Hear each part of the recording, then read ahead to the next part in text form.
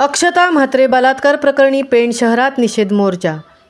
9 जुलै रोजी कल्याण शिळगाव येथे एका अक्षता म्हात्रे या विवाहित महिलेवर 3 पुजारींनी केलेल्या सामूहिक बलात्कारानंतर या बलात्कार करणाऱ्या नराधमांना भर चौकात फाशी देण्याची मागणी करत आज पेण शहरातील सह्याद्री प्रतिष्ठानासह विविध प्रकारच्या सामाजिक संघटना आणि सर्वस्तरीय पक्षांच्या नेत्यांनी पेण महात्मा गांधी वाचनालयापासून पेण पोलीस ठाण्यापर्यंत निषेध मोर्चा काढला। यावेळी सह्याद्री प्रतिष्ठान हिंदुस्थानचे महाराष्ट्र राज्य कार्याध्यक्ष समीर म्हात्रे, काँग्रेसच्या राज्याचे सरचिटणीस नंदा म्हात्रे, शिवसेना संपर्क प्रमुख विष्णू पाटील, महिला संघटिका दीपश्री पोटफोडे, काँग्रेस तालुका अध्यक्ष अशोक मोकल, भाजपा नेते बंडू खंडागळे, सामाजिक कार्यकर्त्या मोहिनी गोरे, जीवन पाटील, राजन झेमसे, खारेपाट विभागाचे अध्यक्ष प्रकाश माळी, हेमंत पाटील, डॉक्टर मनीष वनगे, मेघना चव्हाण आणि सह्याद्री प्रतिष्ठान हिंदुस्थानचे सदस्य मोठ्या संख्येने उपस्थित होते। स्वर्गीय अक्षता म्हात्रे हिच्यावर बलात्कार झाल्यानंतर तिची आत्महत्या केल्यानंतर या प्रकरणाबाबत संपूर्ण राज्यभरात संताप व्यक्त करण्यात आला आहे। याच पार्श्वभूमीवर आज पेण शहरामध्ये या नराधमांना भर चौकात फाशी द्या अशी मागणी घेऊन या निंदनीय प्रकाराचा धिक्कार करत पेण शहरातील महात्मा गांधी सार्वजनिक वाचनालयाच्या पटांगणातून थेट पेण पोलीस ठाण्यापर्यंत निषेध मोर्चा काढण्यात आला आणि पोलीस निरीक्षक संदीप बागुल यांना निवेदन देण्यात आले। यावेळी शहरातील शेकडो नागरिक उपस्थित होते। महामुंबईसह विनायक पाटील, पेण। आपण आज इथे अत्यंत वाईट घटनेचा निषेध करण्यासाठी आलेलो आहोत आणि आपण न्याय मागणार कोणाकडे तर मायबाप सरकारकडे आणि सरकारपर्यंत आपली बातमी पोहोचवणार कोण तर जे आपले रक्षण करतात असे आपले पोलीस। तर आपण त्यांच्याकडे आज आलेलो आहोत।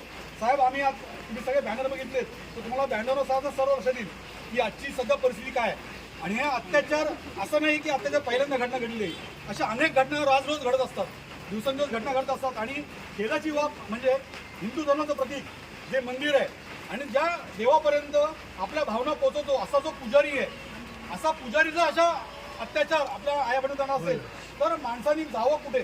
माणूस म्हणतात ना की थोडा डिप्रेशन असेल तर जातो मंदिरामध्ये, जातो शांतीसाठी जातो, तर माणसाने जावं कुठे? हा एक मोठा सध्या पडलेला सर्वसामान्य प्रश्न आहे।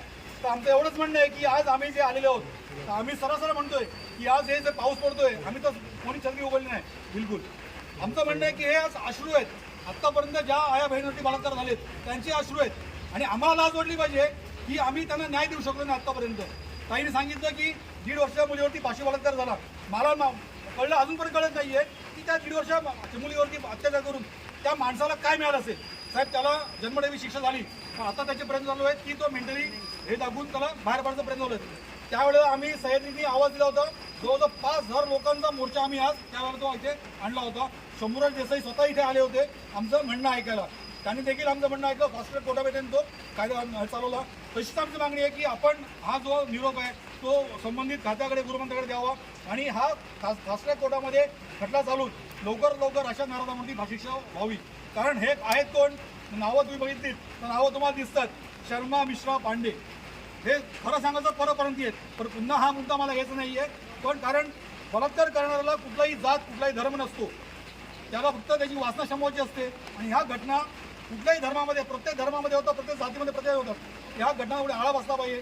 जर शासन छत्रपती शिवाजी महाराज काळामध्ये जसं होतं की त्यांनी फक्त डोळे जरी वटारले आया बहिणीकडे तर ते डोळे काढले जायचे, हात तोडला जायचा आणि नंतर त्याचं शिरकलम करत जायचं। अशाच कायद्याची आता खरी गरज आहे। कायद्यामध्ये बदल होणं ही खरं काळाची गरज आहे।